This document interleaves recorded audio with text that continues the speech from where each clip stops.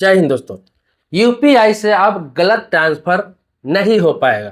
इसके लिए क्या किया गया है, NPCI national payment corporation of India ने इसके लिए व्यवस्था ये कर रही है कि किसी को भी अब गलत ट्रांसफर ना हो, क्योंकि गलत ट्रांसफर हो जाता है। यूपीआई तो आप समझ रहे होंगे, जो फोन पे, पेटीएम, गूगल पे होता है, सारे यूपीआई के अंडर में होते हैं। तो उसके माध्यम से जब आप किसी को पैसा ट्रांसफर करते हैं, नंबर डायल करते हैं, किसी का अकाउंट टाइप करते हैं और पैसा ट्रांसफर कर देते हैं। देखिए, पैसा अगर गलत ट्रांसफर हो जाता है तो उसको रिकवर करना इतना आसान नहीं होता है। बहुत सारे वीडियोज आप देखे होंगे सोशल मीडिया पे, बहुत सारे पोर्टल पे आपने देखा होगा कि आप किसी को पैसा ट्रांसफर करते हैं तो आप उसे रिकवरी भी कर सकते हैं। उसके लिए ये करना होगा, ये करना होगा, फलाना करना होगा, ढिमका करना होगा, बहुत सारी चीजें आपको बता दी जाती है। लेकिन कितने लोग हैं जिन्होंने किसी को ट्रांसफर पैसा कर दिया है और रिकवरी करा लिया है? नहीं होता है भाई साहब। एक बार गलत ट्रांसफर हो गया, गलती आपकी है, बहुत सारे लंबा प्रोसेस है। वो अगला बंदा देगा या नहीं देगा उसके मर्जी पर निर्भर करता है। इसके लिए बहुत लंबा प्रोसेस करना पड़ता है। आप खुद थक जाएंगे, छोड़ देंगे।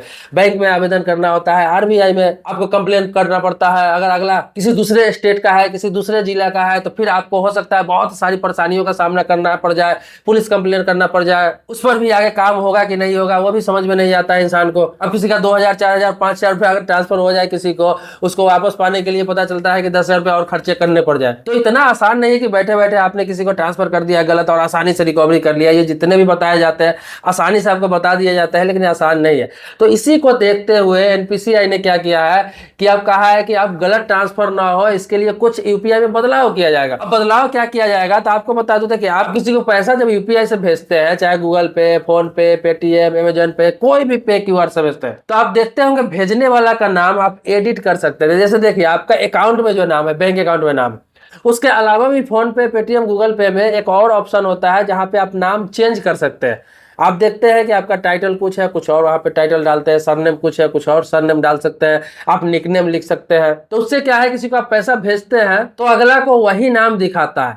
कभी कभी क्या है, किसी किसी में आप पैसा भेजते हैं तो रिसीव करने वाला का भी वही नाम दिखा सकता है। किसी किसी ऐप में ऐसा भी सिस्टम है।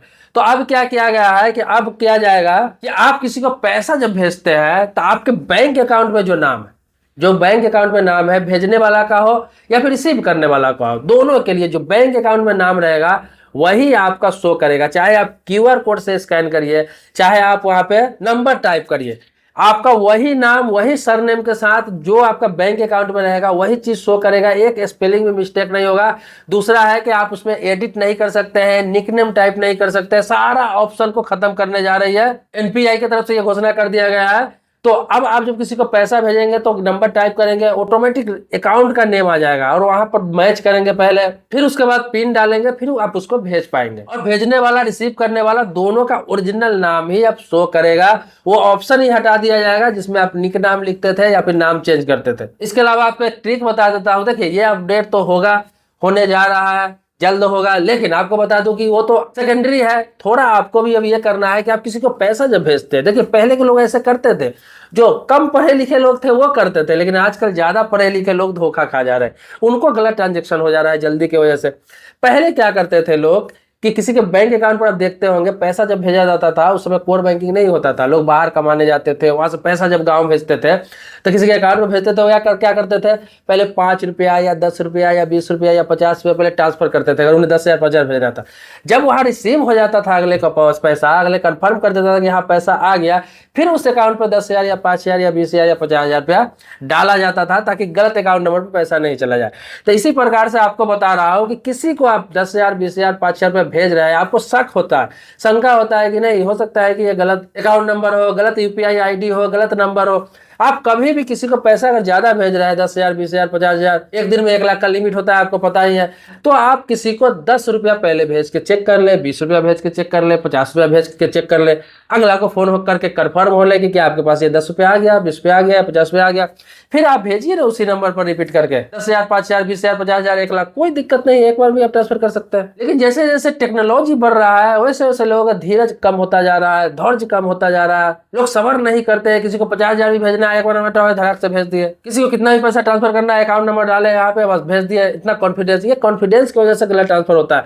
नहीं तो आराम से आप इस तरह से करें तो कभी गलत ट्रांसफर नहीं होगा। दूसरा क्या है कि अगर ज़्यादा पैसा है, चाहे घर का ही अकाउंट नंबर, घर का ही नंबर क्यों ना हो, अगर थोड़ा भी आपको डाउट लगता है कि गलत नंबर पर जा सकता है, कुछ गलत हो सकता है, पैसा ज़्यादा है, तो एक बार कन्फर्म होने 5-10 रुपये 20 रुपये भेज के क्या ज़्यादा है इसमें। अभी भी देखते होंगे आप डीमेट अकाउंट खोलिए या फिर कोई म्यूचुअल फंड करते हैं, किसी प्रकार का कोई इंश्योरेंस करते हैं, आप वहाँ जब अकाउंट नंबर लिंक करते हैं तो आप देखते होंगे उस कंपनी की तरफ से, उस संस्था की तरफ से, बैंक की तरफ से आपके अकाउंट पर 1 रुपया या 2 रुपया ऐड कर दिया जाता है, भेजा जाता है कन्फर्म करने के लिए कि सही अकाउंट है कि नहीं, इस अकाउंट से ट्रांजेक्शन हो सकता है या नहीं, तब जाके आपका अकाउंट ऐड होता है। ऑटोमेटिक आपके अकाउंट पर 1 रुपया जरूर आएगा, किसी न किसी कहीं किसी बड़ी कंपनी, किसी बड़ी संस्था में आप अकाउंट लिंक करवाते हैं किसी काम के लिए, तो वो लोग भी भरोसा नहीं करते हैं। उन लोगों को भी लगता है टेक्नोलॉजी है, कुछ भी हो सकता है, टेक्निकल फॉल्ट हो सकता है, तो एक बार वो ट्राई करते हैं 1-2 रुपया ऐड करके या भेज के या फिर मंगा के। तो इसी प्रकार से आप किसी से पैसा भेज रहा है, मंगा रहा है, तो ऐसा जरूर करें, कभी भी जल्दीबाजी नहीं करें।